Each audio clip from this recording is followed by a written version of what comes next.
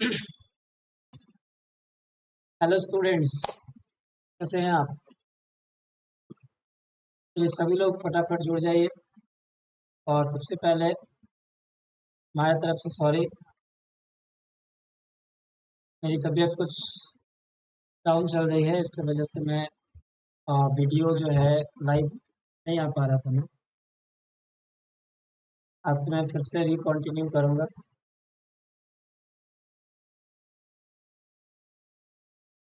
आवाज़ जा रही है मेरी आपके पास? आज ही मैं आपको बहुत धीरे धीरे पढ़ाने वाला हूँ, क्योंकि मेरे थ्रोट में, मेरे गले में कुछ ना कुछ जो है इन्फेक्शन हो गया है, जिसकी वजह से मेरी आवाज़ मैं ज़्यादा लाउड नहीं बोल पाऊँगा। तो आपको कॉपरेट करके चलना है आज, है ना? जल्दी जल्दी जुड़ जाइए। मेरी आवाज़ क्लियर है? Good evening Mansi. Good evening.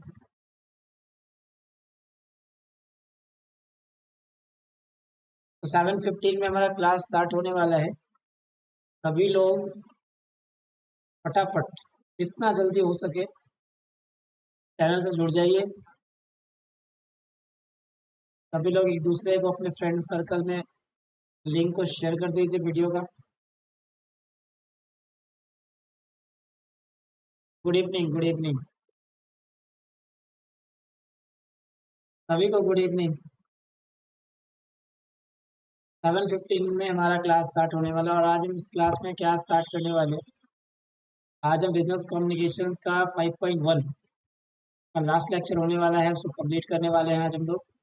छोटा सा टॉपिक बच गया है कि एक इफेक्टिव कम्युनिकेशंस के लिए क्या क्या स्किल्स हमारे अंदर होना ज़रूरी है, क्या क्या रिक्विजिट्स हमारे अंदर होना ज़रूरी है, उसको आज हम लोग पढ़ेंगे।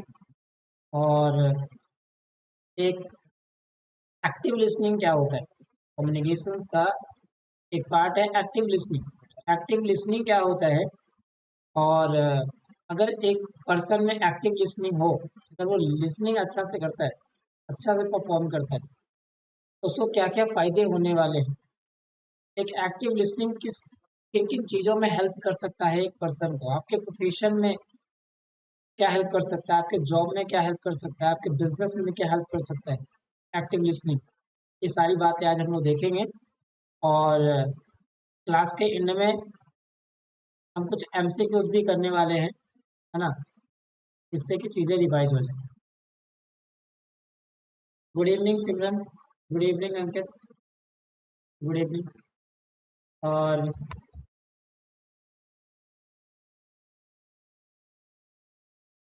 जहाँ तक मुझे पता है आज सिमरन का बर्थडे भी है, तो हमारे तरफ से, हमारे पूरे श्री पांडे क्लासेस फैमिली के तरफ से सिमरन को बहुत बहुत बधाई, जन्मदिन की हार्दिक शुभकामनाएं।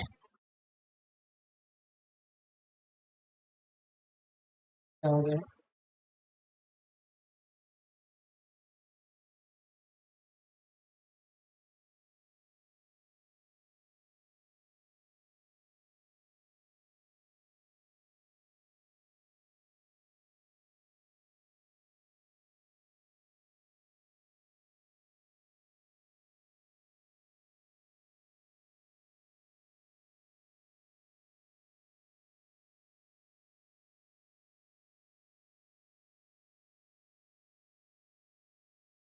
थोड़ा लैगिंग हो रहा है, थोड़ा सा पेशेंस बना के रखेंगे, थोड़ा सा नेटवर्क इशू है, इस वजह से ऐसा हो रहा है।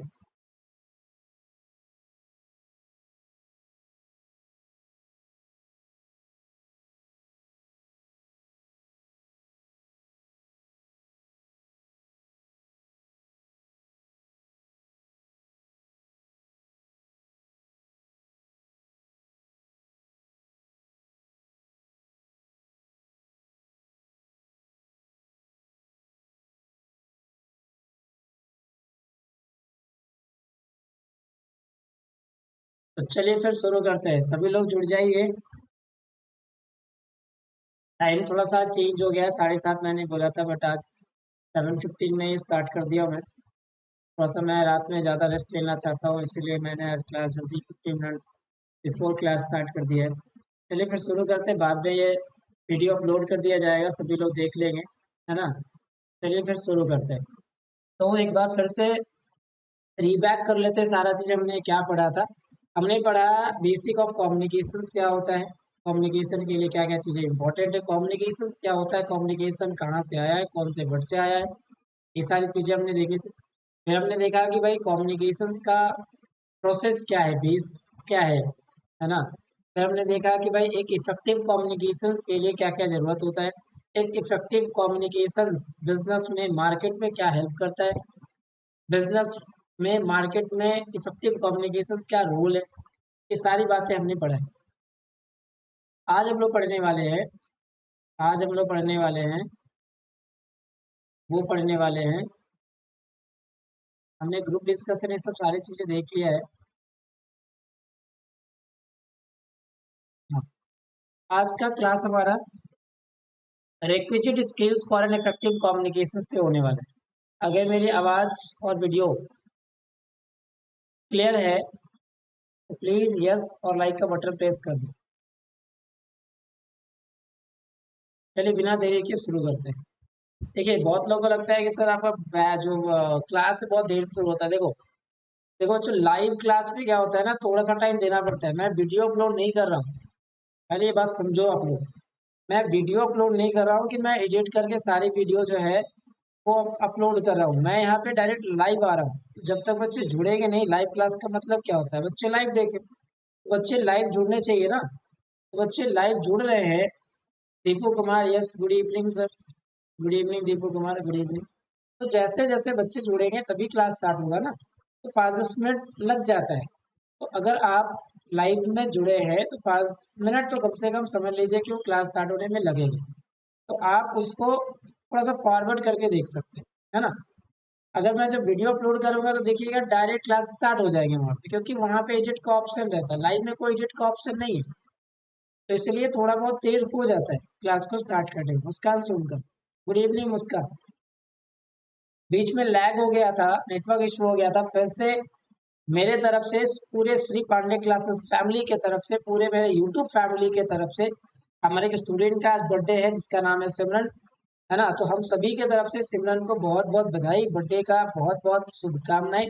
और इसी शुभकामनाएं के साथ आज का क्लास हम स्टार्ट करते हैं। ओके सिमरन, तो आज आपके नाम पे हम लोग क्लास स्टार्ट करते हैं। चलिए फिर, तो हमारा आज का 5.1 का लास्ट लेक्चर होने वाला है, बिजनेस कम्युनिकेशन, है ना। CMA foundation business law and communication paper number 1 का कम्युनिकेशन पार्ट का 5.1 का लास्ट लेक्चर शुरू होने वाला है, और आज हम खत्म करेंगे इसको। हमारा 5.1 खत्म हो जाएगा, देन कुछ क्वेश्चंस करेंगे, कल हम लोग 5.2 करेंगे। क्लियर है। तो चलिए आज का हमारा टॉपिक है requisite skills for an effective communication. Requisite का मतलब क्या होता है, इसेंशियल, इसेंशियल यानी कि आवश्यक चीजें। वो कौन कौन से आवश्यक जरूरी स्किल्स है आप में, कौशल है, टैलेंट होना चाहिए फॉर एन इफेक्टिव कम्युनिकेशन। एक अच्छा कम्युनिकेशन के लिए आपके अंदर क्या क्या कौन कौन से स्किल्स होने चाहिए, इसकी बात करेंगे आज हम। जिसमें पहला इसेंशियल चीजें क्या है, जरा पढ़िए। टिप 1 आपके लिए कहता है inform the listener about the topic prior यानी पहले, टू द कन्वर्सेशन और at the beginning of the conversation, thus giving the listener time to form an opinion or get an idea on the topic। पता है क्या है कि अगर एक इफेक्टिव कम्युनिकेशन आप चाहते हैं तो सबसे पहला आप लिसनर को उसके बारे में बता दें। Inform the listener about the topic prior to the conversation. बातचीत करने से पहले आप उसे कुछ बता दें कि मैं आपसे क्या शेयर करने वाला हूँ, मैं आपको क्या बताने वाला हूँ, है ना। बात करने से पहले टॉपिक को डिस्कस कर दें। जैसे कि मैंने अभी आपको बताया कि हम लोग आज क्या पढ़ने वाले हैं। तो मैंने आपको बताया कि इफेक्टिव कम्युनिकेशंस के लिए आपके अंदर क्या क्या चीजें, क्या क्या स्किल होने चाहिए, है ना। यानी आप, you are the listener for me, है ना, you are the listener and I am the speaker, I am the sender. बात समझ में आ रही है। तो मैंने आपको क्या बताया, पहले बता दिया कि आज हम क्या टॉपिक शुरू करने जा रहे हैं, तो आपको क्या एक आइडिया मिलेगा, है ना। आज हम जो पढ़ने वाले हैं उसके कहीं ना कहीं वो आपके दिमाग में थोड़ा बहुत क्या करेगा, स्ट्राइक करेगा, है ना। तो यही कह रहा है कि inform the listener about the topic, यानी कि जो भी टॉपिक है उस कन्वर्सेशन का, उस कन्वर्सेशन को शुरू होने से पहले या शुरुआती दौर में आप बता दें लिसनर को, thus giving the listener time to form an opinion or get an idea on the topic, जिससे कि क्या होगा, लिसनर को एक टाइम मिल जाएगा ये अपने ओपिनियन सेट करने का, अपना एक आइडिया उस टॉपिक पे, एक आइडिया, एक कंक्लूजन पे जाने का। कंक्लूजन पे तो नहीं जाए, लेकिन कहीं ना कहीं उसके दिमाग में कुछ आइडिया जनरेट होगा उसके बारे में, है ना, जिससे कि उसे उन बातों को समझने में क्या होगी, थोड़ी सी आसानी होगी। अगर एक रैंडम टॉपिक किसी को बताया जाए, है ना, रैंडम टॉपिक बताया जाए तो चीजें समझ में नहीं आती, लेकिन अगर टॉपिक को पहले से दिमाग में डाल दिया जाए कि हाँ हम इस बारे में बताने वाले हैं आपको, तो वो चीजें आसानी से समझ में आएगी, है ना। चलिए, तो पहला टॉपिक समझ में आया कि इफेक्टिव कम्युनिकेशन के लिए सबसे पहला स्किल आप में क्या जरूरी है कि लिसनर को आप पहले उस टॉपिक के बारे में क्या करेंगे, इन्फॉर्म कर देंगे, या कन्वर्सेशन के शुरू में, कन्वर्सेशन के पहले या उस टाइम में ही, शुरू में ही बता देंगे आप उसको, और एक थोड़ा सा टाइम देंगे आप कि वो उस बात को अच्छे से थोड़ा सा समझे, उसको एक आइडिया मिल जाए, उसके ऊपर एक ओपिनियन उसका आ जाए, सोचने का थोड़ा टाइम दे दें उसे। दूसरा क्या है, the speaker must deliver the message in a concrete and clear manner to avoid miscommunication। का सिंपल मीनिंग है कि जो स्पीकर है वो जो भी बातें डिलीवर करे, जो भी मैसेज करे, वो कॉन्क्रीट करे। कॉन्क्रीट का मतलब है कि चेन वाइज करे, यानी एक कनेक्टेड रहे। ये नहीं कि बात कुछ और कर रहा है और वो दूसरी बातें आपके सामने ला रहा है ना। आपको जिस टॉपिक की बात करनी है उसी टॉपिक से रिलेटेड बात करें, और एकदम क्लियर मैनर में करें, यानी सीधा सा बोले तो जो भी मैसेज देना चाहे ना वो क्लियर एंड कट बोलते हैं ना हम लोग, जो बोलना है क्लियर एंड कट बोलो, ताकि मिसकम्युनिकेशन ना हो, कम्युनिकेशन गैप ना हो, लिसनर और स्पीकर एक दूसरे की बात को समझ सके। तो पहला टिप क्या था कि लिसनर को पहले बता दो कन्वर्सेशन के बारे में, टॉपिक के बारे में। और दूसरा क्या बता देना है, दूसरा बताना है कि जो मैसेज है वो क्लियर एंड कट होना चाहिए, एकदम जो मैनर है मैसेज का, जो तरीका है, प्रोसेस, उस प्रोसेस को कनेक्ट वे में चीजें बतानी है, जिससे कि मिसकम्युनिकेशन को अवॉइड किया जा सके स्पीकर और लिसनर के बीच। समझ में आ रहा है। एम आई अनिश, अनिश जय श्री राम, जय श्री राम अनिश, जय श्री राम। चलिए, अब हम लोग टॉपिक पे ध्यान देंगे। अब हम कमेंट नहीं करें, कमेंट हम लोग लास्ट में करेंगे, अभी फिलहाल बात करें क्वेश्चन। आज तो कमेंट करेंगे ही आप, क्योंकि क्वेश्चन आंसर लास्ट में होने वाला है। क्लास के एंड में एमसीक्यू सेशन भी होगा, तो उसमें आप कमेंट करेंगे, है ना। अब क्लास कर लेते हैं हम लोग। तो tip 3, both the parties must be empathic towards each other. दोनों पार्टी एक दूसरे के लिए क्या होंगे, सहानुभूति फील करें, यानी एक दूसरे की बातें समझें, एक दूसरे के लिए जो है कहीं ना कहीं रिगार्ड रखे मन में।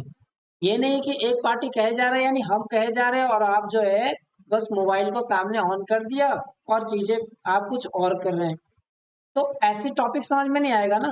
तो वही कह रहा है कि दोनों पार्टी, स्पीकर और लिसनर, दोनों जो है एक दूसरे के प्रति इम्फैथिक हो। इम्फैथिक यानी ट्रस्ट वर्दी हो, एक दूसरे को क्या बोलते हैं, एक दूसरे की बातें सुने, सहानुभूति एक दूसरे के प्रति होनी चाहिए, यानी कि कोई कह रहा है तो हम उसके प्रति सुने, उसको अवॉइड ना करें, उसको नेग्लेक्ट ना करें, उसकी बातों को इग्नोर करें एक तरह से। ऐसा नहीं होना चाहिए। दोनों पार्टी एक दूसरे से कनेक्टेड होना चाहिए, एक दूसरे की बात समझ में आनी चाहिए, समझ मतलब समझने के लिए तैयार होने चाहिए, सुनने के लिए तैयार होना चाहिए, है ना।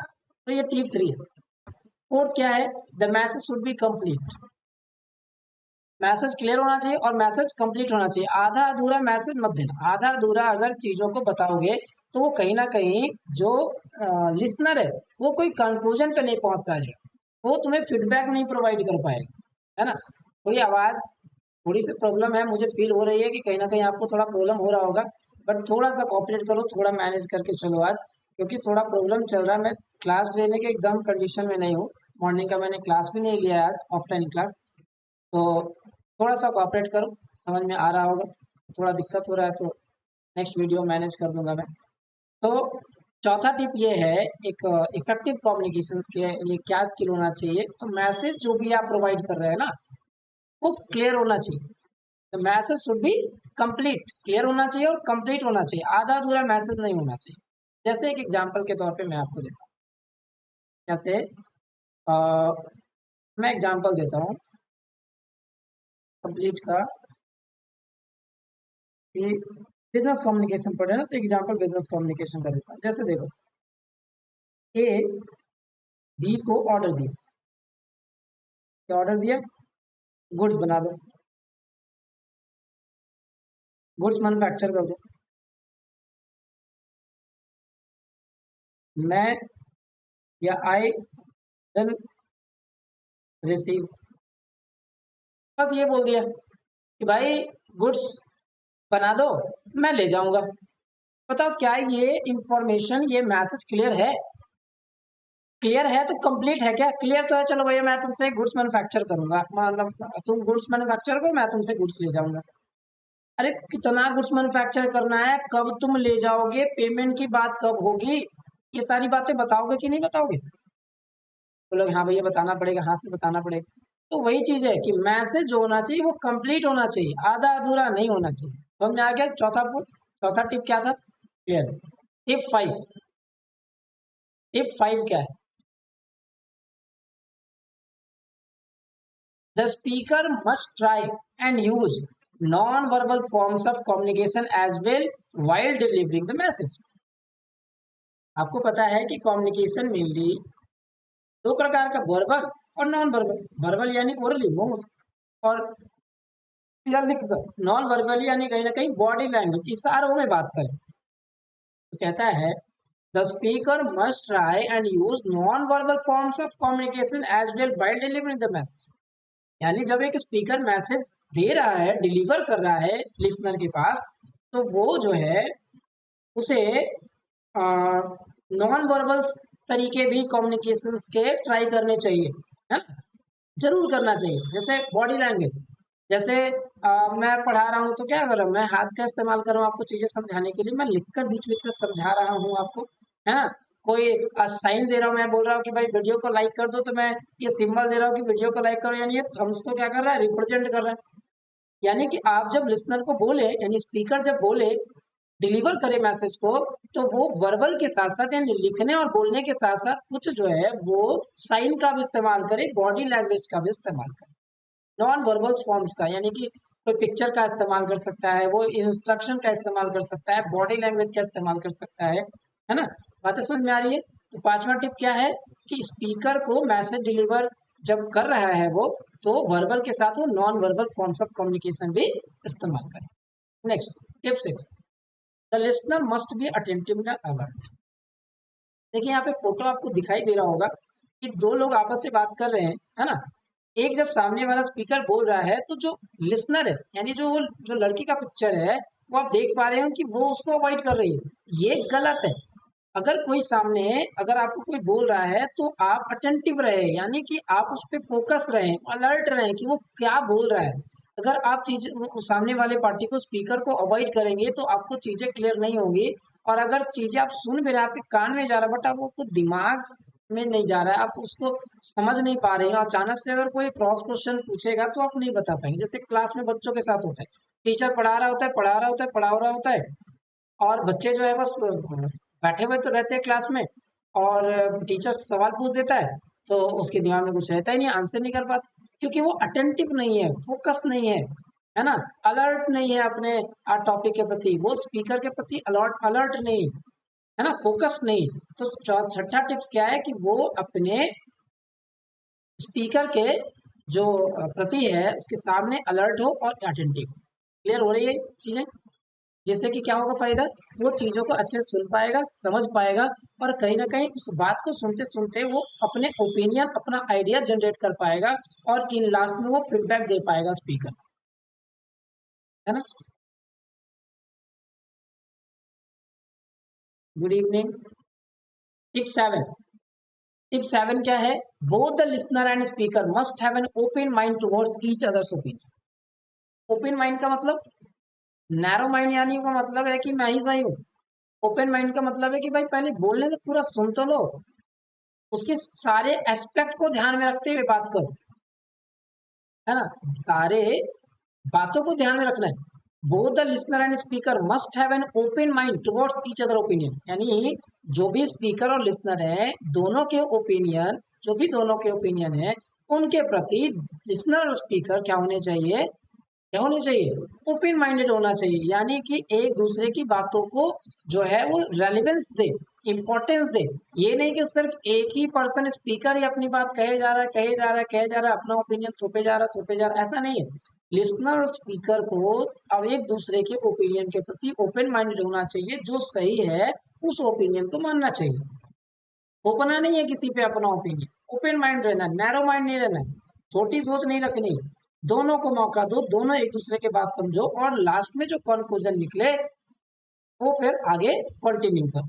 तो both the listener and speaker must have an open mind towards each others opinion. दोनों एक दूसरे के प्रति ओपिनियन के प्रति open minded. Tip 8, last tip है आपका ये। लास्ट स्किल्स होने चाहिए अगर आप एक इफेक्टिव कम्युनिकेटर बनना चाहते हैं। It is the responsibility of the listener to provide feedback to the speaker and also the responsibility of the speaker to seek a response from the listener।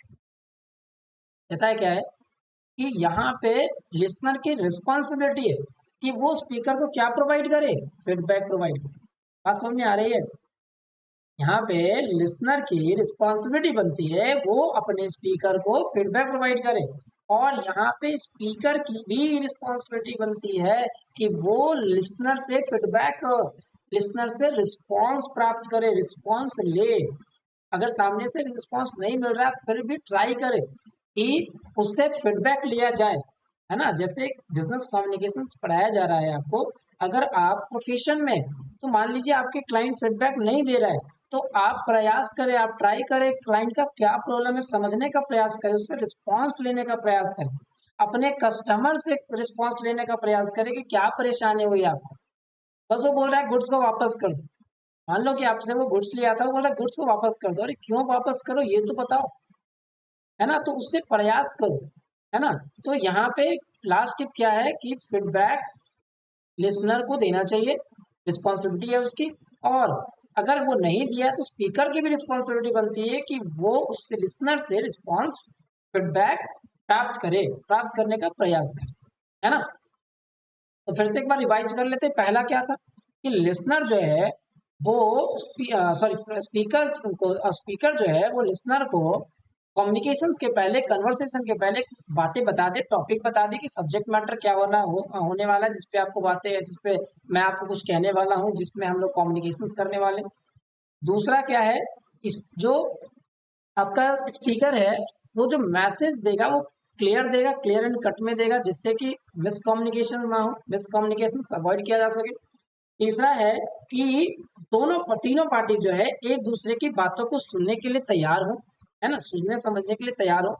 Message वो complete होना चाहिए, है ना, आधा अधूरा मैसेज नहीं होना चाहिए। पांचवा है कि स्पीकर जो है वो कहीं ना कहीं रिटन और ओरल कम्युनिकेशन के साथ साथ non verbal gesture, body language, instructions का भी इस्तेमाल करे, कुछ फोटोग्राफ्स का भी इस्तेमाल करे, जो भी चीज है नॉन वर्बल तरीका भी इस्तेमाल करे जिससे कि कम्युनिकेशन बेटर हो। फिर है लिसनर अटेंटिव और अलर्ट हो स्पीकर की बातों के प्रति, और साथ में दोनों स्पीकर और लिसनर दोनों एक दूसरे के ओपिनियन के प्रति ओपन माइंडेड रहे, दोनों की बातों के एक दूसरे को महत्व दे। और लास्ट है आपका कि लिसनर की रिस्पॉन्सिबिलिटी बनती है कि स्पीकर की बातों को सुनने के बाद वो अपना फीडबैक प्रोवाइड करे, और यहाँ पे स्पीकर की भी ये रिस्पॉन्सिबिलिटी बनती है कि वो भी प्रयास करे कि अपने क्लाइंट से, अपने जो लिसनर है उससे भी रिस्पॉन्स लेने का प्रयास, है ना, of the speaker to seek a response from the listener. देख रहे होंगे हर चीज में क्या आ रहा है, दो लोगों के बीच में बात ही हो रही है, इसीलिए इसको टू वे कॉन्टिन्यूइंग प्रोसेस कहा जाता है। कम्युनिकेशन को इसीलिए टू वे कॉन्टिन्यूअस प्रोसेस कहा जाता है। स्पीकर लिसनर, लिसनर ने फीडबैक दिया, फिर लिसनर ने स्पीकर ने कुछ बोला, तो ये स्पीकर और लिसनर के बीच में जो है वो कंटिन्यू चलते रहता है ना, कंटिन्यू चलते रहता है, टू वे कंटिन्यू प्रोसेस कहते हैं इसीलिए।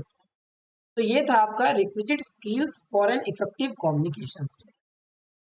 लास्ट टॉपिक है हमारा इस 5.1 का, Prince Pandey. Good evening, good evening Prince Pandey.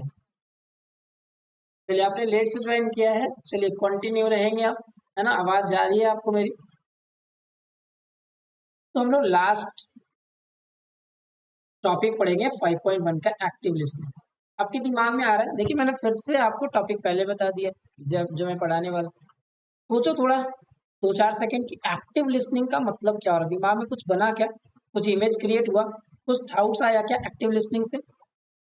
हाँ, कोई थाउट्स आया क्या एक्टिव लिसनिंग से? किसी के दिमाग में आया?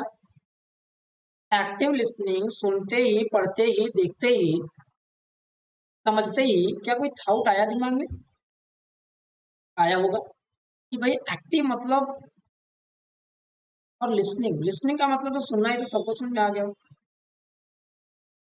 एक्टिवली का मतलब फोकस करके, है ना, एकदम अलर्ट होके, एक्टिव होके, सुस्त होके नहीं, है ना। देखो स्टूडेंट कह रहे हैं हाँ, क्या आया दिमाग में भाई? एक्टिव लिसनिंग से क्या आया था दिमाग में? तो यही चीजें मैंने अभी बताया ना कि अगर आप स्पीकर हैं और लिसनर को कुछ बोलने जा रहे हैं तो उससे पहले अगर टॉपिक को बता देंगे तो कहीं ना कहीं उसके दिमाग में कोई थाउट्स आएगा, उसके बारे में कुछ ओपिनियंस आएंगे, जिससे कि कन्वर्सेशन आसान हो जाएगा, है ना। तो चलो एक्टिव लिसनिंग हम लोग अब पढ़ते हैं। एक्टिव लिसनिंग का मतलब, एक्टिव लिसनिंग का सिंपल मीनिंग है कि चीजों को स्पीकर के द्वारा जो भी बोला जा रहा है उसको ध्यान से सुनो, अलर्ट होके सुनो, है ना, सुस्त होके नहीं सुनो। क्या कहता है यहाँ पे? 7 steps to active listening. 7 steps to active listening कहता है क्या है कि अगर आप एक्टिव लिसनिंग, एक एक्टिव लिसनर बनना चाहते हैं, एक एक्टिव लिसनर बनना चाहते हैं तो आपको क्या क्या स्टेप्स फॉलो करने पड़ते हैं। देखो क्या है, कहता है सबसे पहला तो एक्टिव लिसनिंग के लिए क्या स्टेप होने चाहिए? Be attentive. क्या होना चाहिए? सबसे पहला बी अटेंटिव। दूसरा क्या होना? बी अटेंटिव समझ रहे हैं ना? फोकस। किस पे फोकस? स्पीकर की बातों पे फोकस। एक्टिव लिसनिंग भैया कान खोल कर सुनो, कान खींच कर सुनो। कैसे टीचर बोलते हैं कि भाई आज का टॉपिक बड़ा अच्छा होने वाला है, सभी लोग कान खोल कर सुन लो, यानी एक्टिव होके सुन लो, फोकस करके सुन लो, सभी के दिमाग में चीजें चली जाएं।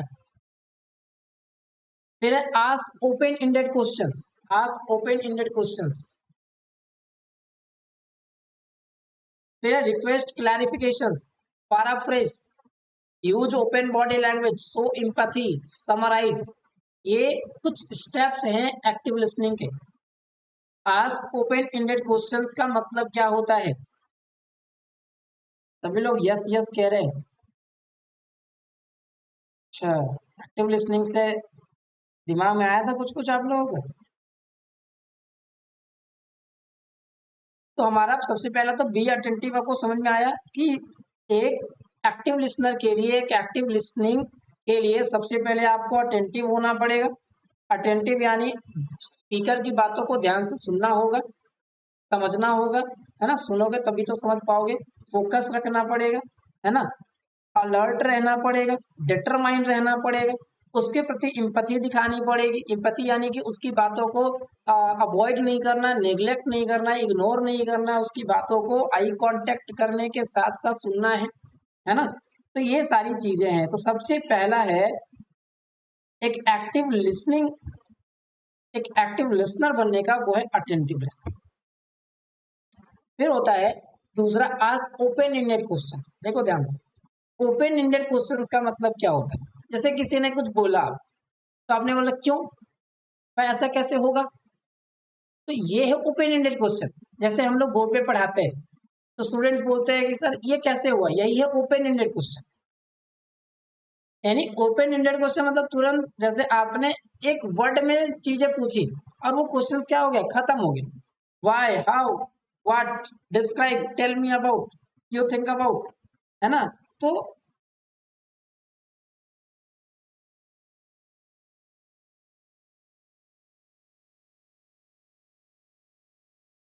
तो ओपन एंडेड क्वेश्चंस का मतलब होता है कि एक तरह से simply one line, one word question. इस जैसे आपने कोई टॉपिक बोला और आपने बोला कि चलोगे, तो बोले कहाँ, यही हुआ ओपन एंडेड क्वेश्चन। एक क्लाइंट आया, अब बोला मुझे बिस्किट चाहिए, तो जो स्टाफ है वो बोला कि कौन सी बिस्किट चाहिए, कौन सी, which one, which one you require, तो यही है ओपन एंडेड क्वेश्चन, जिससे कि कहीं ना कहीं आप चीजें और अच्छे से समझ पाए। तो पहला अटेंटिव, दूसरा ओपन एंडेड क्वेश्चन, तीसरा है request clarification.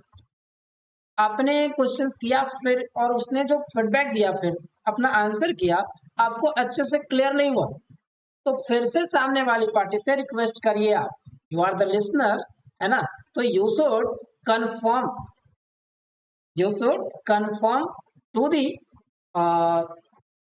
By the speaker. अगर आप क्लियर नहीं है तो आप स्पीकर से फिर से क्या करें, क्लेरिफाई कर लें, क्लेरिफाई करने के लिए रिक्वेस्ट करें। चौथा है पैराफ्रेज। पैराफ्रेज का मीनिंग क्या होता है? पहले तीन चीज समझ में आया सभी को आपको? पहला, बी अटेंटिव, अटेंटिव रहना, फोकस रहना। दूसरा, ओपन एंडेड क्वेश्चंस करना, जिससे कि आपको ज्यादा चीजें समझ में आए, है ना। और उसके बाद क्या है कि अगर आपको कोई चीजें समझ में नहीं आई है तो उसे क्लियर करने के लिए क्या करना है कि आपको उनसे फिर से रिक्वेस्ट करनी है ना।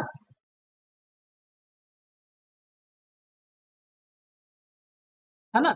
और उसके बाद होता है पैराफ्रेज। पैराफ्रेज का मतलब होता है कि एक ही तरह की बात को अलग तरीके से कहना, है ना। जैसे मैं खाऊंगा, है ना, मैं अभी खाऊंगा, मैं खाता हूं, है ना। तो बहुत सारे एक ही बात को कहने के बहुत तरीके होते हैं, तो आपको सामने वाले से पूछना है बहुत तरीके से उसको, जिससे कि आपको और अच्छे से क्लियर हो। फिर आप ओपन बॉडी लैंग्वेज का इस्तेमाल कर सकते हैं। फिर सो एम्पैथी, एक दूसरे, वही मैंने अभी कुछ देर पहले बताया था कि एक दूसरे के प्रति क्या करना है, आपको एम्पैथी दिखानी है, सहानुभूति दिखाना है, अवॉइड नहीं करना। और नहीं, लास्ट चीजों को क्या करना है, आपको समराइज करना है। चीजों को क्या करना है, समराइज करना है कि भाई सामने वाले स्पीकर ने मुझे अभी तक कितनी क्या बातें कही, और उसका क्योंकि आप जब तक समराइज नहीं करेंगे आप कंक्लूजन पे नहीं पहुंचेंगे, आप फीडबैक कैसे देंगे। तो इसीलिए आप जो है उसे क्या कर सकते हैं, समराइज कर सकते हैं, उसे आप समराइज कर सकते हैं, है ना। आप उन चीजों को समराइज कर सकते हैं और फिर उसे आप कंक्लूड कर सकते हैं। तो ये है आपके 7 स्टेप्स टू एक्टिव लिसनिंग, है ना। आज थोड़ा माइंड, थोड़ा सा मेरा डर फील कर रहा है ना, थोड़ा सा मैं अभी हालत में नहीं हूँ, तो जितना हो पा रहा है मैं अपना 100% देने का प्रयास कर रहा हूँ। हाँ, तो 7 स्टेप्स टू एक्टिव लिसनिंग समझ में आ गया। अलर्ट रहो, क्वेश्चंस करो, क्लैरिफिकेशंस, है ना, एक ही बात को डिफरेंट तरीके से कहने के लिए कहो, या फिर अगर आपको चीजें समझ में नहीं आ रही है तो उनको बोलो कि भाई मुझे इस तरीके से समझ में नहीं आ रहा, आप दूसरे तरीके से एक बार बताएं, है ना। दूसरे मतलब कि आप ऐसे कह सकते हैं कि आप कोई सिंपल लेमन लैंग्वेज में समझाने का प्रयास करें, है ना। एक दूसरे को अवॉइड ना करें, एम्पैथी दिखाएं और चीजों को समराइज करें, जिससे कहीं ना कहीं आपको कंक्लूजन फीडबैक देने में हेल्प होगा। चलिए खत्म करते हैं। लास्ट, एक्टिव लिसनिंग क्या है? तो active listening is paying attention to a speaker. Active listening is paying attention to a speaker, comprehending what they are saying, responding and reflecting on what they are saying and storing the information for later use. तो active listening का मतलब क्या हुआ कि speaker की बातों के ऊपर आपको अटेंशन पे करना है, वो क्या कह रहे हैं उन्हें रिस्पॉन्ड करना है, रिफ्लेक्ट करना है व्हाट दे आर सेइंग उनकी बातों पे, and storing information for later use. और वो जो स्पीकर ने लिसनर को बताया है वो उसे आगे क्या करेंगे, मतलब कि आगे के यूज के लिए उसे स्टोर करेंगे, है ना। And storing the information for later use, जैसे मैं आपको जो पढ़ा रहा हूँ, है ना, अगर आप उसे स्टोर नहीं करेंगे तो एग्जाम में अच्छा स्कोर नहीं कर पाएंगे, एग्जाम में क्वेश्चंस नहीं बनेंगे। तो एक्टिव लिसनिंग का मतलब है कि स्पीकर जो कह रहा है उसकी बातों पे अटेंशन बना के रखना, है ना, वो क्या कह रहे हैं उसे रिस्पॉन्ड करना, रिफ्लेक्ट करना कि भाई वो क्या कह रहे हैं, और उस इंफॉर्मेशन को आगे के लिए स्टोर करना, ये है एक्टिव लिसनिंग। क्लियर है? हियरिंग वर्सेस लिसनिंग, क्या होता है हियरिंग वर्सेस लिसनिंग? हियरिंग मतलब सुनना, लिसनिंग का मतलब अंतर क्या है, देखो ध्यान से। People frequently here what is being said.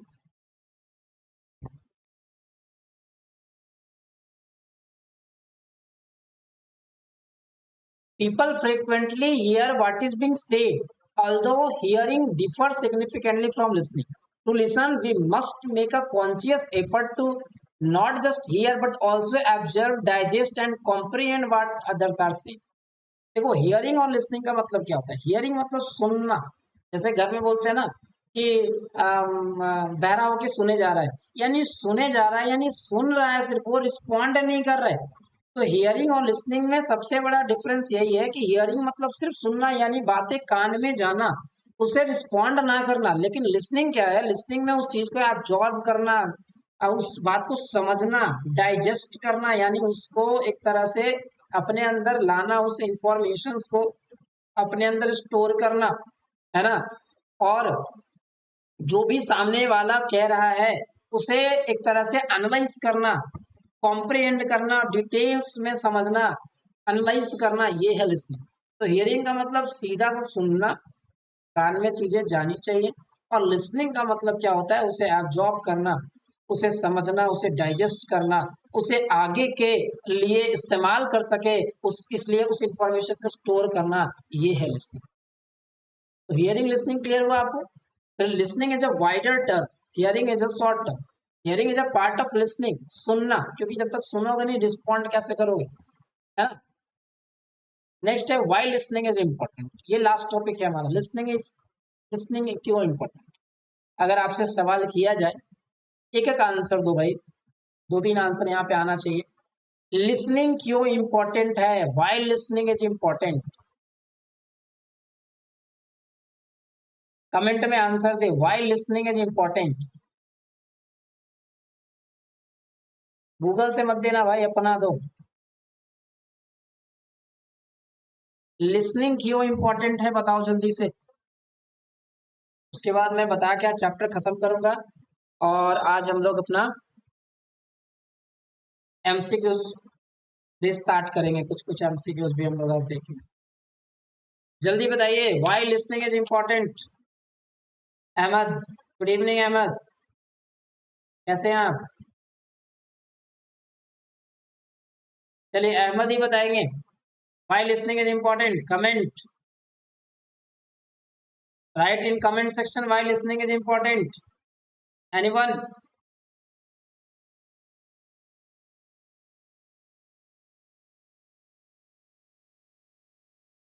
Why listening is important? To understand the information of other parties. Very good.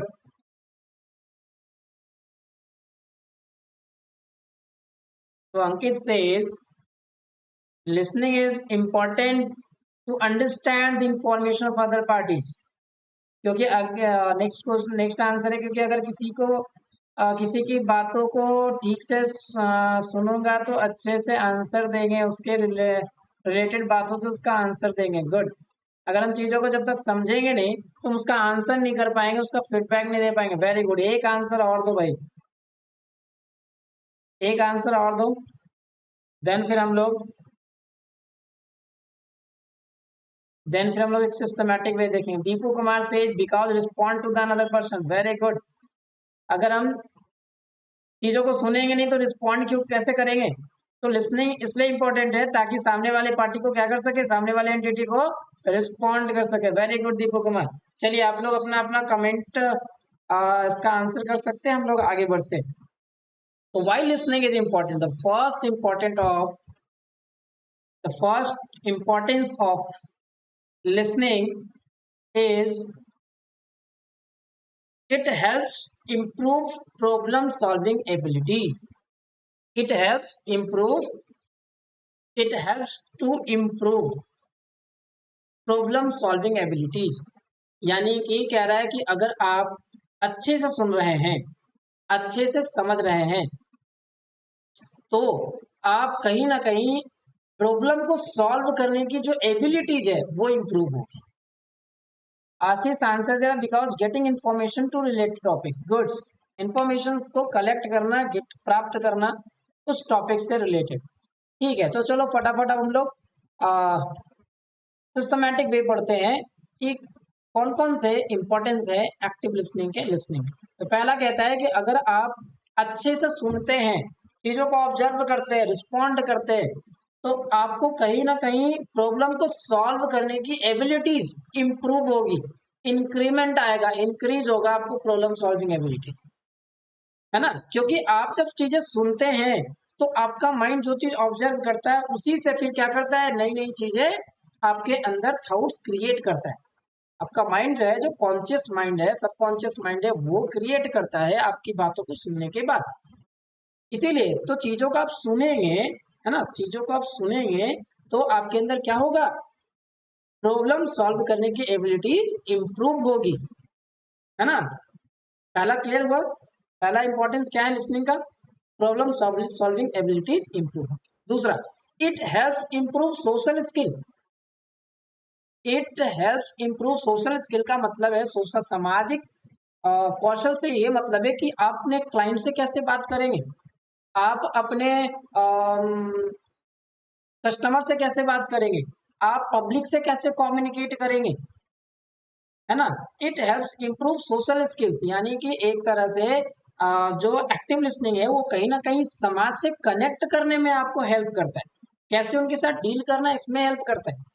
It helps to empathize with others, यानी एक दूसरे को के प्रति सहानुभूति प्रदान करने में हेल्प करता है। It helps to empathize with others, एक दूसरे की बातों, जैसे आप किसी की बातों को ध्यान से सुनेंगे ना तो वो जो है वो अपनी बहुत सारी बातें आपको बता देता है, यानी अपना टेंशन जो है वो आपसे शेयर करता है, क्योंकि आप उसकी बातों को ध्यान से सुन रहे हैं, आप उसके साथ सहानुभूति क्रिएट कर मतलब सहानुभूति दिखा रहे हैं उसके प्रति। तो अगर आप उस किसी की बातें अच्छे से सुनते हैं तो कहीं ना कहीं लोगों के साथ एक अच्छा रिलेशन डेवलप होता है। It helps to observe information better, अगर आप चीजों को ध्यान से सुनते हैं, ध्यान से समझते हैं, ऑब्जर्व करते हैं, तो आपको इंफॉर्मेशंस को ऑब्जर्व करने में, इंफॉर्मेशंस को के रिगार्डिंग ओपिनियन बनाने में आपको हेल्प करता है। It helps to observe information better, यानी कि आप इंफॉर्मेशन को, स्पीकर जो कह रहा है सामने से, उस इंफॉर्मेशन को बेटर तरीके से ऑब्जर्व करेंगे, बेटर तरीके से डाइजेस्ट करेंगे, बेटर तरीके से ओपिनियन सेट कर सकते हैं और बेटर तरीके से कंक्लूज कर सकते हैं, समराइज कर सकते हैं और इन लास्ट फीडबैक भी सही प्रोवाइड कर सकते हैं। तो ये है लिसनिंग का इम्पोर्टेंस, कि सबसे पहले प्रॉब्लम सॉल्विंग एबिलिटीज को इम्प्रूव करता है, सोशल स्किल को इम्प्रूव करता है, लोगों के साथ सहानुभूति में मदद करता है, इम्फेथाइज करता है अदर्स के साथ, इंफॉर्मेशन को बेटर तरीके से ऑब्जर्व करने में हेल्प करते हैं। अवशोषित, अवशोषित मतलब उसको प्राप्त करना। फिर है it helps to learn and grasp things better in a social and professional setting. और जब आप चीजों को सुनते हैं, देखिए आपको ट्रेनिंग क्यों दिया जा रहा है, आपको इंटर के बाद 15 महीने 3 साल के लिए ट्रेनिंग क्यों दी जाती है, इसीलिए ताकि आपको एक एक्टिव लिसनिंग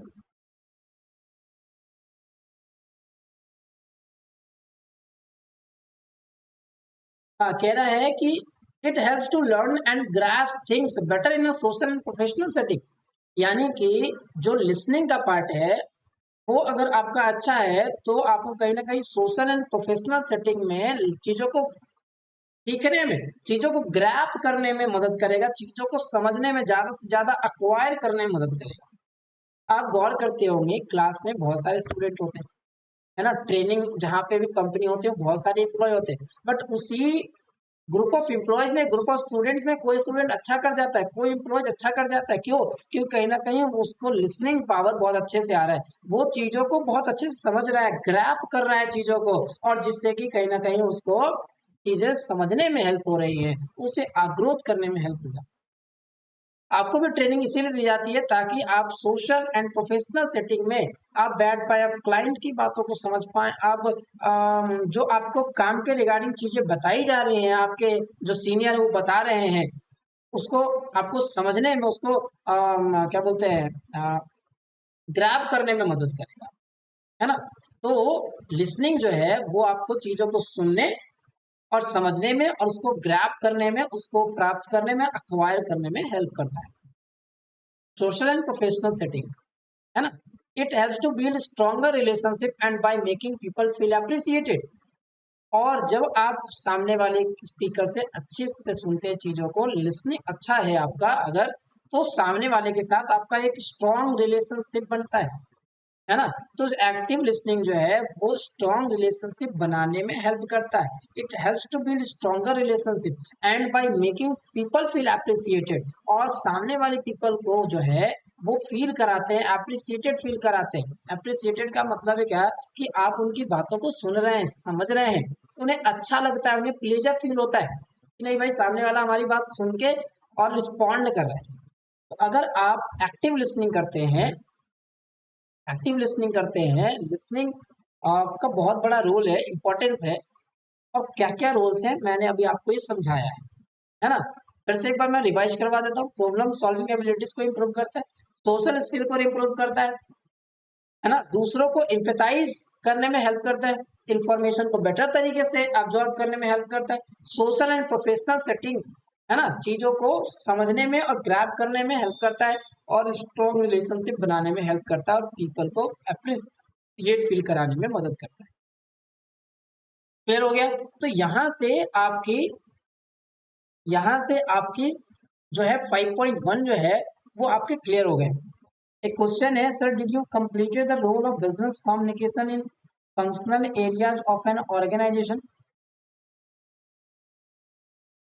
हाँ मैंने करवाया, लास्ट सेकेंड लेक्चर्स में होगा आपका ये।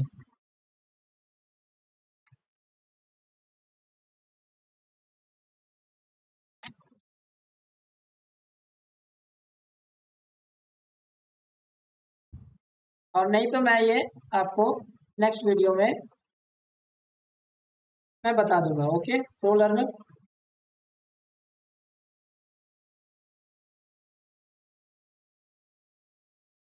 फर्स्ट एंड सेकंड लेक्चर में देखिएगा, कहीं ना कहीं मैंने इसके बारे में बताया है जहां तक मुझे याद है।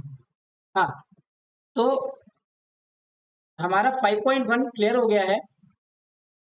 अब हम लोग कुछ क्वेश्चंस पे आते हैं, है ना। हमारा 5.1 क्लियर हो गया है। अब हम लोग कुछ क्वेश्चंस पे आए। चलो हम लोग कुछ क्वेश्चंस पे आते हैं।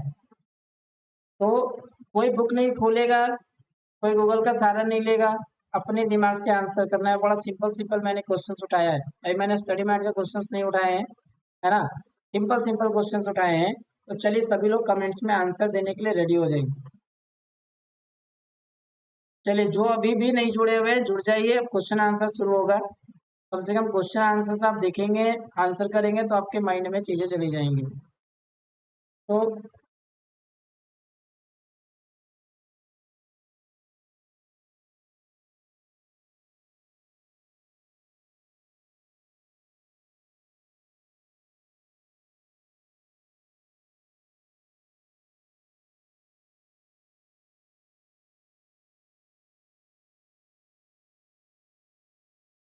चलिए क्वेश्चंस।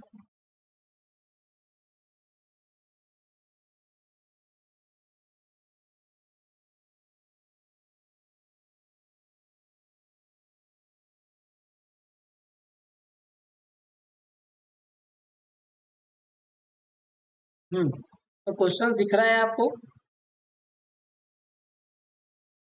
क्वेश्चन सभी को दिख रहा है।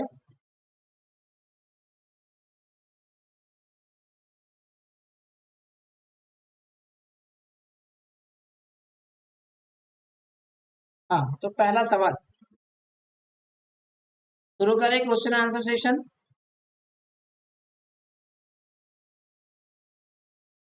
क्वेश्चन आंसर सेशन शुरू करें। पहला सवाल, the origin of the word communication is. या तो आंसर भी दिख रहा है। अच्छा मैंने आंसर भी यहाँ पे सेट कर दिया है। अच्छा कोई बात नहीं। बताओ, the origin of the word communication is. Communication word जो है वो कौन से वर्ड से आया है, बताओ। मैंने पढ़ाया था आपको ना, कम्युनिकेयर वर्ड से आया था। किस वर्ड से आया था, कम्युनिकेयर वर्ड से आया था, जिसका मतलब क्या होता है, चलो ये बता दो, जिसका मतलब क्या होता है। कम्युनिकेयर का मतलब क्या होता है, जल्दी बताओ। बी। अंकित कुमार कह रहा है बी, वेरी गुड आंसर कम्युनिकेयर। तो चलो जल्दी से बताओ कम्युनिकेयर का मीनिंग क्या बताया था मैंने। ऋषभ राज यस। चलो ठीक है, ये पता है कि कम्युनिकेशन वर्ड कम्युनिकेयर से आया है, तो कम्युनिकेयर का मतलब क्या होता है ये बताओ। यही मैंने बताया था, कम्युनिकेयर का मतलब क्या होता है। कम्युनिकेयर का मतलब मैं पूछ रहा हूँ। कम्युनिकेयर का मतलब मैंने बताया था टू शेयर। याद आया। कम्युनिकेयर का मतलब हो रहा है to share. Very good Mansi. Communicate का मतलब क्या था, शेयर करना। यानी कि एक पार्टी दूसरे पार्टी को अपनी बातों को शेयर करता है, उसे ही हम कम्युनिकेटर कहते हैं। चलिए नेक्स्ट क्वेश्चन आते हैं। अच्छा नेक्स्ट क्वेश्चन आते हैं, इसमें मैं आंसर नहीं दिखाऊंगा। हाँ, अब बताओ नेक्स्ट क्वेश्चन, फटाफट करते हैं जरा। Types of words use for verbal communication. Verbal communications के लिए कौन से वर्ड्स हमें इस्तेमाल करने चाहिए, कौन कौन से वर्ड्स इस्तेमाल होते हैं बताओ। सेकंड सवाल, types of words use for verbal. Verbal समझ रहे हो ना, लिखकर या बोलकर। तो कैसे कैसे वर्ड्स इस्तेमाल करेंगे, एक्रोनिम्स, सिंपल, टेक्निकल, जार्गन्स। कैसे वर्ड इस्तेमाल करेंगे जिससे कि बातें समझ में आए आपको, बताओ, आंसर करो।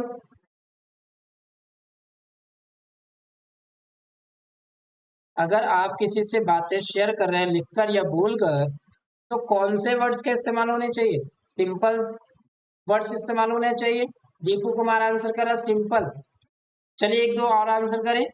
दीपू कुमार, देखते हैं आंसर आपका सही है या नहीं। कोई और आंसर करे जल्दी से। मानसी भी कह रही है भी, very good answer. Verbal communication चाहे रिटन फॉर्म में हो चाहे आपका ओरल फॉर्म में हो, वर्ड्स जो है वो सिंपल होना चाहिए, टेक्निकल नहीं होना चाहिए। और टेक्निकल हो भी तो भाई टॉप लेवल पे होता है। अगर नॉर्मल कम्युनिकेशन हो रहा है तो वहां पे सिंपल वर्ड्स का इस्तेमाल करना है, तभी समझ में आएगा। अगर हम एक्रोनिम्स का इस्तेमाल करेंगे, शॉर्ट टर्म्स का इस्तेमाल करेंगे, टेक्निकल वर्ड्स का इस्तेमाल करें, जैसे मैंने एक वर्ड इस्तेमाल किया ईबिट। बताओ तो ईबिट का मतलब क्या होता है। अब बताओ ईबिट का मतलब क्या होता है, EBIT का मतलब क्या होता है, नहीं पता ना। Earning before interest and tax. तो देखो यही चीज है कि आपको टेक्निकल वर्ड्स का इस्तेमाल नहीं करना है। पी रेशियो में बोल रहा हूँ, पी रेशियो, तो profit equity ratio, PV ratio. तो बहुत सारा चीजें हैं, तो आपको सिंपल वर्ड्स इस्तेमाल करने हैं। Very good answer. आते हैं हम लोग थर्ड क्वेश्चन में। थर्ड क्वेश्चन, ये भी एकदम सिंपल लैंग्वेज है, सिंपल क्वेश्चन है ये भी, बताओ। अब फटाफट आंसर करना। The first language which we will learn or speak as a child. The first language which we learn or speak as a child. वैसे हिंदी में नहीं समझा होगा, हिंदी में समझा देता हूँ, अच्छे आंसर कर देते हैं। देखो दीपू कुमार सी कहता है, बहुत अच्छा आंसर है। कहता है कि जब हम बच्चे होते हैं तो सबसे पहले कौन सी भाषा सीखते हैं या बोलते हैं, मदर टंग, मातृभाषा। Very good Deepu, right answer. बहुत जल्दी आंसर दे रहे हो, गुड, वेरी गुड। चलिए क्वेश्चन नंबर फोर्थ में आते हैं। Which of the following shows a positive facial expression. Facial expression समझते हो ना, फेस का फेशियल यानी फेस का expression. Which of the following shows a positive facial expression. Frowning while concentrating. Frowning word आया, फ्रॉनिंग, फ्रॉनिंग एक वर्ड आया, समझते हो फ्रॉनिंग का मतलब। फ्रॉनिंग का मतलब समझ में आया। फ्रॉनिंग का मतलब, चलो मैं बताता हूँ। फ्रॉनिंग का मतलब होता है नाक और भौहें उठाना, यानी गुस्सा करना, है ना। Which of the following shows a positive facial expression. पहला है फ्रॉनिंग वाइल कॉन्सेंट्रेटिंग, यानी जब हम उसकी बातों को सुन रहे हैं तो नाक और भौहें चढ़ा रहे हैं। मेंटेनिंग आई कांटेक्ट, उससे आई कांटेक्ट मेंटेन कर रहे हैं स्पीकर से। और इसके बाद है स्माइलिंग कॉन्टिन्यूसली, लगातार हंसे जा रहे पागल के जैसा, हंसे जा रहे पागल के जैसा। और rolling up your eyes, rolling up your मतलब आंखें, मतलब आंखें उठाना, आंखें मतलब फाड़ कर देखना। बताओ, अगर आप एक पॉजिटिव फेशियल एक्सप्रेशन रखना चाहते हैं तो कौन से इसमें से पॉजिटिव फेशियल एक्सप्रेशन होगा? भौएं आंखें चढ़ाना, आई कांटेक्ट करना, लगातार हंसे रहना कॉन्टिन्यूअसली, या फिर आंखें फाड़ना, आंखें को चढ़ाना। मानसी कुमारी कह रहे हैं आंसर बी। अंकित कुमार भी कह रहा है बी, यानी मेकिंग आई कांटेक्ट। गुड। अभी मैंने बताया था कि स्पीकर और लिसनर के एक दूसरे के प्रति क्या होना चाहिए भाई? मेंटेन होना चाहिए, आई कांटेक्ट होना चाहिए, यानी अटेंटिव होना चाहिए। अटेंटिव यानी कि एक दूसरे के सामने जब तक नहीं देखोगे तो अटेंटिव कैसे होगी? तो एक आई कांटेक्ट बहुत ही जरूरी है आपके फेशियल एक्सप्रेशन। ऑप्शंस भी वेरी गुड। नेक्स्ट क्वेश्चन में आते हैं हम लोग।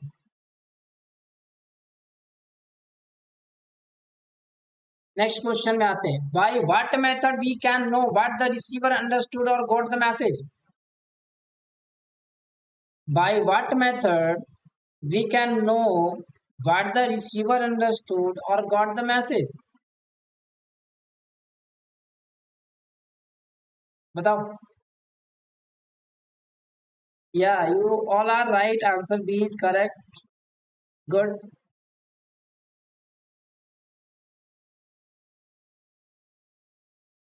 Question number 5. By what method we can know what the receiver understood or got the message? Answer बताएं आप। यानी कह रहा है कौन सा मेथड से we can know what the receiver understood, receiver ने क्या समझा है और क्या मैसेज प्राप्त किया है?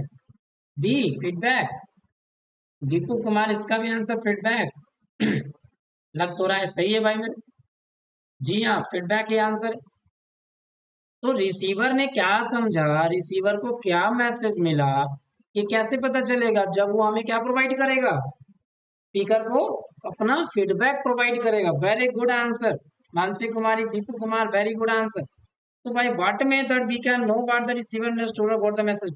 Feedback is the method.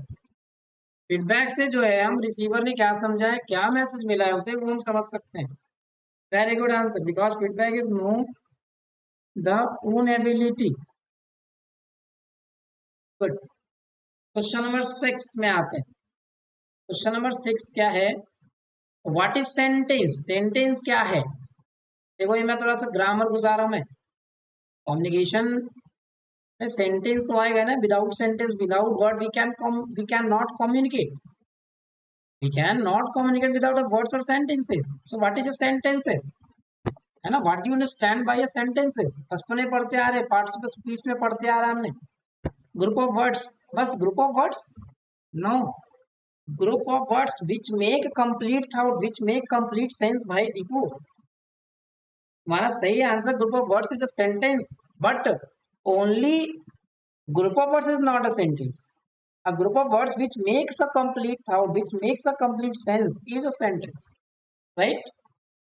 So what is a sentence? A group of ideas? No. A group of words that communicate a complete thought? Yes. A group of words that communicate a complete thought, एक ऐसा group of word, शब्दों का समूह जो एक complete thought को, एक complete idea को, एक कंप्लीट इंफॉर्मेशन को लोगों को कम्युनिकेट करे, है ना? चलो, good, very good answer. Question number 7 में आते हैं। Which of the which type of words is generally not used in verbal communication?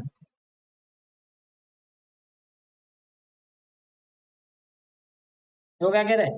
Which type of word is generally not used? Not used कह रहा है इन verbal communication। verbal communication में कौन से words इस्तेमाल नहीं होते हैं?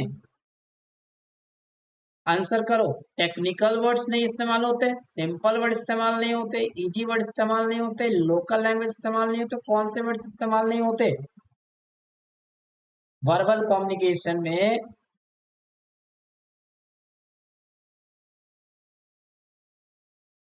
Network problem?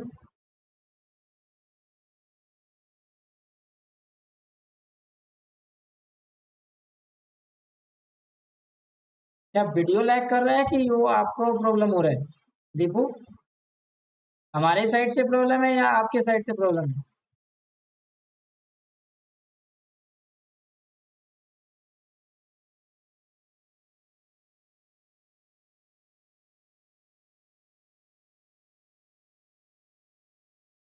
हाँ से आपका आंसर दिख रहा है।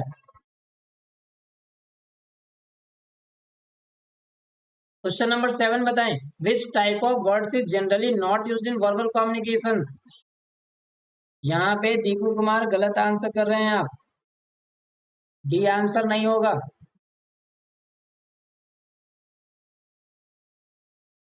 डी इसका आंसर नहीं होगा। लोकल लैंग्वेज का इस्तेमाल नहीं करते हम बातों को कम्युनिकेट करने के लिए, टेक्निकल बातों का इस्तेमाल नहीं करते हम। Deepu Kumar your answer is wrong, please think again what the question demands. Question कहता है विच type of word generally not used in verbal communication. Verbal communication में तो हम इजी लैंग्वेज वर्ड्स इस्तेमाल करते हैं, सिंपल वर्ड्स इस्तेमाल करते हैं, लोकल लैंग्वेजेस का इस्तेमाल करते हैं, तभी तो कम्युनिकेट कर पाएंगे। टेक्निकल गलत है, टेक्निकल वर्ड का इस्तेमाल जनरली नहीं करते हैं हम। Good Mansi Kumari, you correcting your answer. Next question में आते हैं, question number 8। Question number 8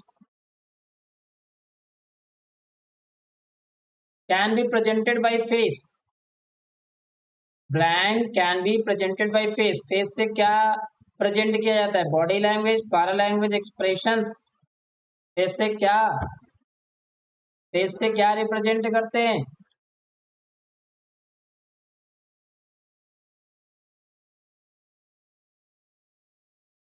face से हम क्या रिप्रेजेंट करते हैं? अरे एक्सप्रेशन, बॉडी लैंग्वेज। बॉडी क्या फेस से पूरे बॉडी लैंग्वेज होगा प्रेजेंट?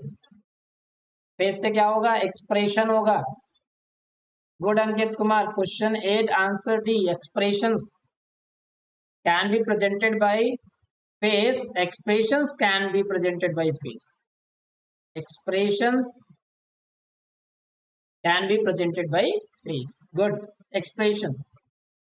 टीमू सिमरन का आंसर आया है डी, एक्सप्रेशंस। लगता है सिमरन बीजी थी अपने बर्थडे में, अभी उसका आंसर आ रहा है। चलिए कोई नहीं, नेक्स्ट क्वेश्चन में आते हैं हम। Blank are a group of words that together act as a grammatical units। क्या कहते हैं उन्हें? are a group of words that together act as a grammatical units। बताओ, थोड़ा सा मैं ग्रामर में जा रहा हूँ ना, जरूरी है। बताइए क्वेश्चन नंबर 9। क्वेश्चन नंबर 9 बताएंगे, blank are a group of words that together act as a grammatical units. का आंसर होगा क्या? फ्रेज। जी हाँ, फ्रेज। फ्रेज जो है वो ग्रुप ऑफ वर्ड्स होता है that together act as a grammatical units. Grammatical units के तौर पे उसे यूज किया जाता है फ्रेज, है ना। इम्परेटिव, इंटोग्रेटिव और एक्सक्लेमेटरी, ये टाइप्स ऑफ सेंटेंसेज है ना। ये ग्रुप ऑफ वर्ड्स नहीं है, ये टाइप्स ऑफ सेंटेंसेज है। Phrase is a group of words जो ग्रामेटिकल यूनिट्स के तौर पे यूज होता है ना। फ्रेज, फ्रेजल वर्ब पढ़ा है ना आपने, फ्रेज, तो वो सारी चीजें हैं। क्वेश्चन नंबर 10 में आते हैं। चलिए ये बताइएगा आप लोग, यूजिंग एब्रीविएशन। एब्रीविएशन का मतलब पता है ना आप लोगों को? एब्रीविएशंस का मतलब पता है ना? Short form.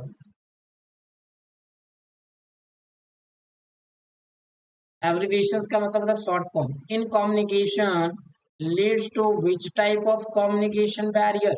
ये हमने नहीं पढ़ा है, ये आगे हम लोग पढ़ेंगे, है ना।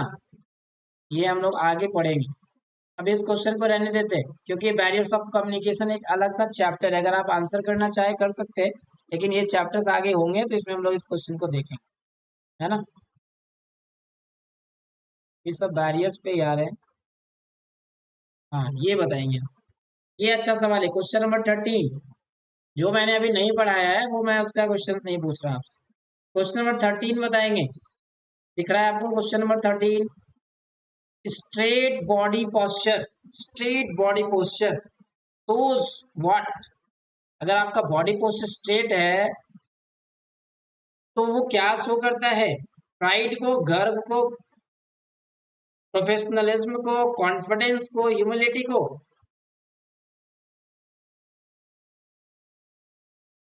बताइए, स्ट्रेट बॉडी पोस्चर जो है वो किस चीज को शो करता है? कॉन्फिडेंस को शो करता है। किसे शो करता है? कॉन्फिडेंस को शो करता है। अगर आपका बॉडी पोस्चर स्ट्रेट है तो क्या आप गर्व फील कर रहे हैं? प्रोफेशनलिज्म कहलाएंगे? ऐसा कुछ नहीं है। ह्यूमिलिटी। आप कॉन्फिडेंट कहलाएंगे अगर आपका बॉडी पोस्चर स्ट्रेट है तो, यानी आप अपने बातों के प्रति, आप अपने नॉलेज के जो है रिगार्डिंग आप कॉन्फिडेंट है। So straight body posture shows you are confident. Professionalism wrong answer Ankit. Professionalism आपके स्ट्रेट बॉडी पोस्चर से नहीं दिखता है, बहुत सारी चीजें होती। स्ट्रेट बॉडी पोस्चर आपके कॉन्फिडेंस को शो करता है, आपके प्रोफेशनलिज्म को शो नहीं करता है। हाँ, एक पार्ट कह सकते हैं। Straight body posture is a part of professionalism, लेकिन सिर्फ स्ट्रेट बॉडी पोस्चर्स का होना क्या प्रोफेशनलिज्म को दिखाएगा? नहीं ना। तो कॉन्फिडेंस को दिखाएगा, और वो कॉन्फिडेंस फिर आपका और भी चीजें के साथ मिलेगा तो वो आपका प्रोफेशनलिज्म को शो करेगा, आपके नॉलेज को शो करेगा। ठीक है, नेक्स्ट क्वेश्चन में आते हैं।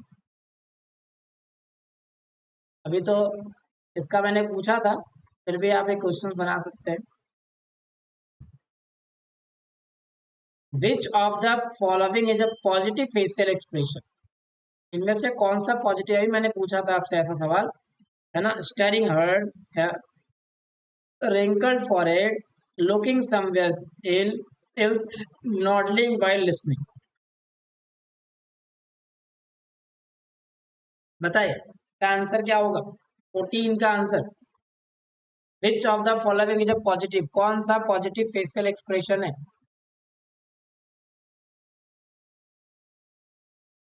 कौन सा पॉजिटिव फेशियल एक्सप्रेशन है, बताइए।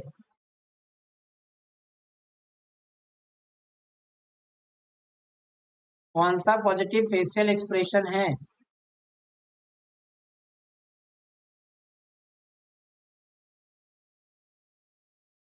Question number 14।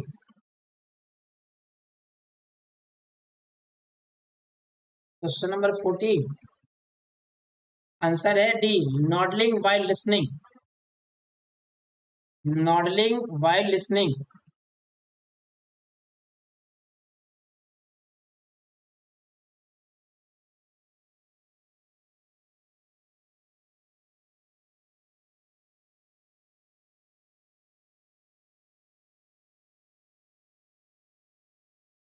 बताइए का आंसर क्या होगा? नॉडलिंग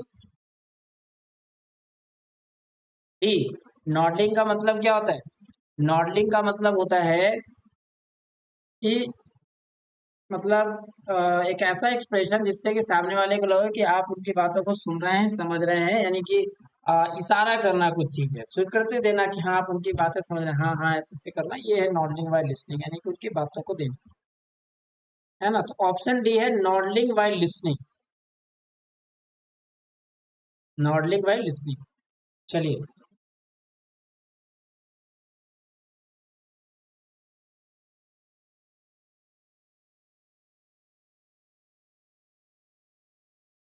ये तो भाई बच्चा वाला सवाल है। ये तो बच्चा का सवाल है, क्वेश्चन नंबर 16। सभी का करेक्ट आंसर आना चाहिए। प्रो लर्नर पूछ रहे हैं कि नॉडिंग का मतलब क्या होता है? नॉडिंग का मतलब होता है कि सामने वालों, मतलब एक लिसनर जो है जब स्पीकर से बातें सुन रहा है तो सुनते सुनते चीजें क्या करता है वो, हाँ हाँ हाँ हाँ कुछ ऐसा इशारा करता है जिससे कि स्पीकर को लगता है कि वो मेरी बातें सुन रहा है, समझ रहा है। नॉडिंग का मतलब होता है स्वीकृति देना, है ना। सर हिलाना कह सकते हैं उसको, है ना। सर हिलाना कह सकते हैं, आंखें झपकाना कह सकते हैं, यानी वो ऐसा कोई भी एक्टिविटी करना जिससे कि स्पीकर को लगे कि वो मेरी बातें सुन रहा है, समझ रहा है, उसको नॉडिंग कहते हैं। ठीक है, चलिए इसका आंसर करिए। Sending a letter which type of communication? Letter लिख रहा है भाई, राइटिंग है और क्या है ना। टाइप ऑफ कम्युनिकेशन लिखना। क्वेश्चन का D answer. Deepu Kumar D कह रहा है, बी ना होगा भाई 16 का, राइटिंग ना होगा, रीडिंग होगा क्या? Sending a letter which type of communication? Letter भेजना किस प्रकार का कम्युनिकेशन है? राइटिंग है ना, रीडिंग है क्या? ध्यान से, छोटे सवाल ही, सिंपल सवाल ही गलती होते हैं एग्जाम में। चलिए एक दो सवाल और हम देखेंगे, 20 तक क्वेश्चंस देखेंगे, फिर हम लोग नेक्स्ट नेक्स्ट वीडियो में बचे हुए सवाल देखेंगे, है ना। 17 नंबर बताइए, विच of the following is not an element of communicating cycle? Communicating cycle का मतलब कम्युनिकेटिंग प्रोसेस, मैंने बेसिक में बताया था आपको, सेकंड लेक्चर में कम्युनिकेशन प्रोसेस बताया था। कह रहा कम्युनिकेशन प्रोसेस का कौन सा एलिमेंट नहीं है? Which of the following is not an element of communicating process, communicating cycle. 17 का जल्दी से आंसर करें आप सभी।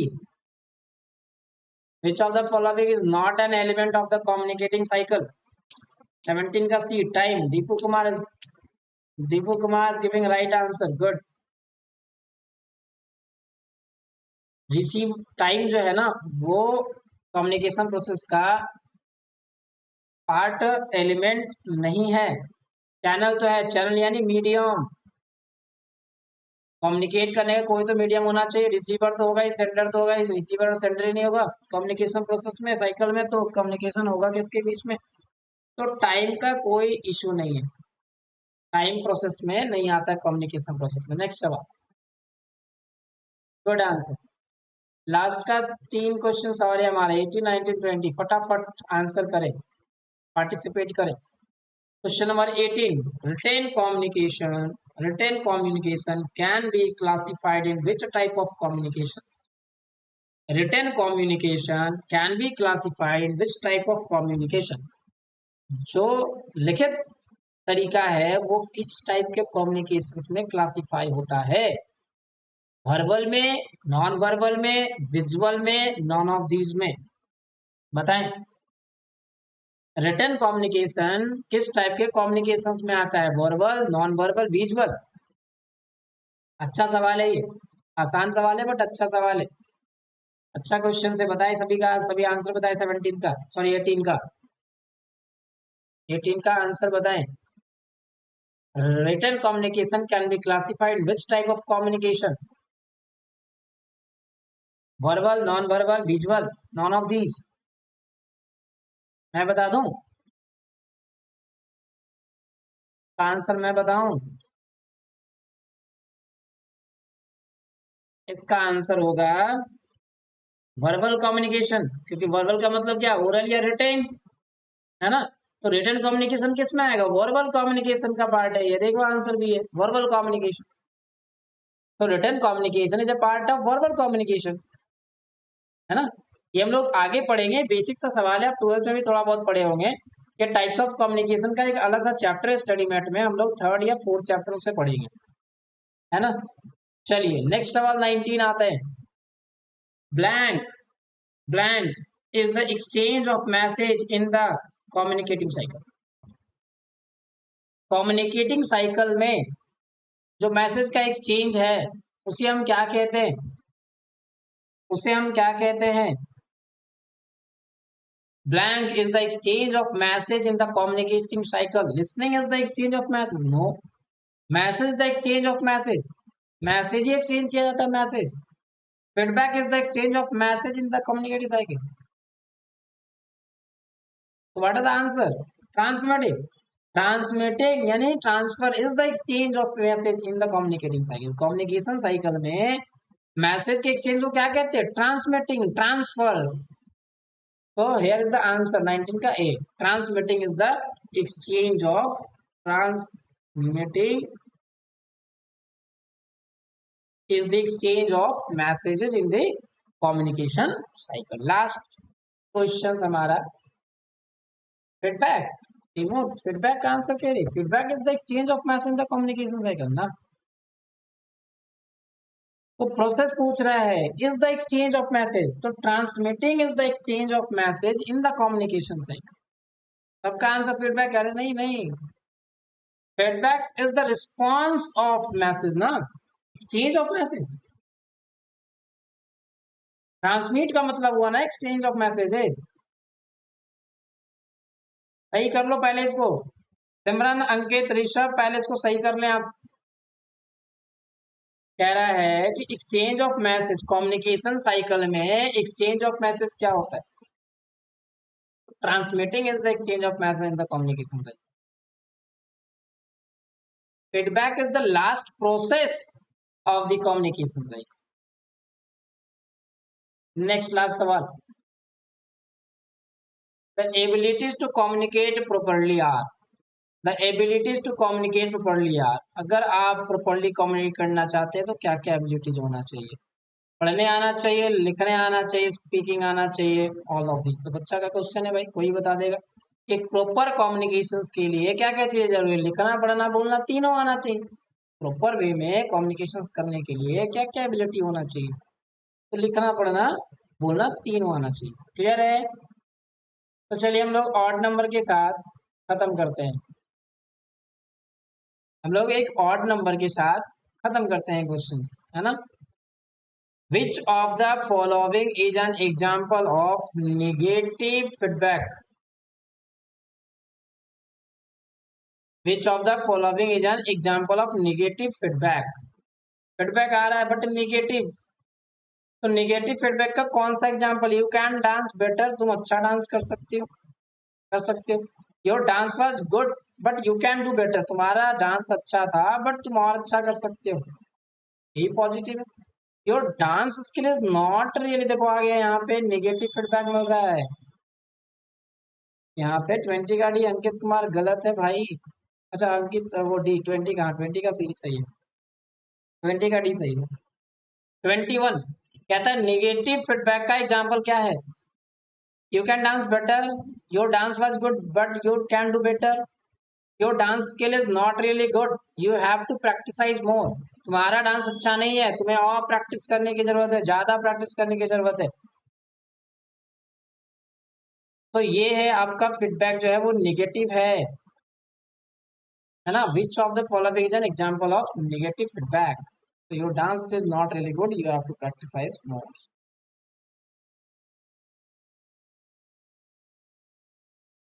तो चलिए आज का चैप्टर, आज का लेक्चर खत्म होता है ना। क्वेश्चन आंसर में पार्टिसिपेट करने के लिए, वीडियोस में पार्टिसिपेट करने के लिए, क्लास को कंटिन्यू करने के लिए सभी का धन्यवाद, है ना। तो चलिए फिर हम लोग मिलते हैं नेक्स्ट वीडियो में। और नेक्स्ट वीडियो में हम क्या क्या करने वाले हैं? स्टडी मैट का के अकॉर्डिंग 5.2 करने वाले, सेकंड चैप्टर करने वाले कम्युनिकेशंस का, है ना। और अब छोटे छोटे चैप्टर्स हैं, है ना। अब बड़ा चैप्टर पहला पार्ट था, बड़ा चैप्टर्स था, बहुत सारे इसमें टॉपिक्स थे। चैप्टर नंबर 2, 3, 4 ये सब बहुत छोटे छोटे टॉपिक्स है, एक दिन का टॉपिक है ना। हम लोग जल्दी जल्दी खत्म करेंगे उसका। तो हाँ, सबका सही आंसर है 21 का सी होगा। आगे के हम लोग क्वेश्चंस कल देखेंगे, है ना। चलिए तो तब तक के लिए सभी को थैंक यू। और चैनल को सब्सक्राइब कर दे, लाइक का भाई बटन प्रेस कर दो, कमेंट जो भी है करते रहो, शेयर करते रहो। और जो भी सीएमए फाउंडेशन के बच्चे हैं उनको चैनल को सब्सक्राइब करने बोलो, है ना, जिससे कि ज़्यादा से ज़्यादा लोगों तक ये वीडियो पहुँचे और जो भी है थोड़ा बहुत उनके लिए हेल्पफुल साबित हो, है ना। चलिए तब तक के लिए thank you so much, good night, शुभ रात्रि। चलिए सभी लोग अपना अपना ध्यान रखिएगा, मिलते हैं कल 7:30 बजे, है ना। कल टाइमिंग वही रहेगा 7:30 बजे, हमारा पुराना टाइमिंग 7:30 बजे। ओके।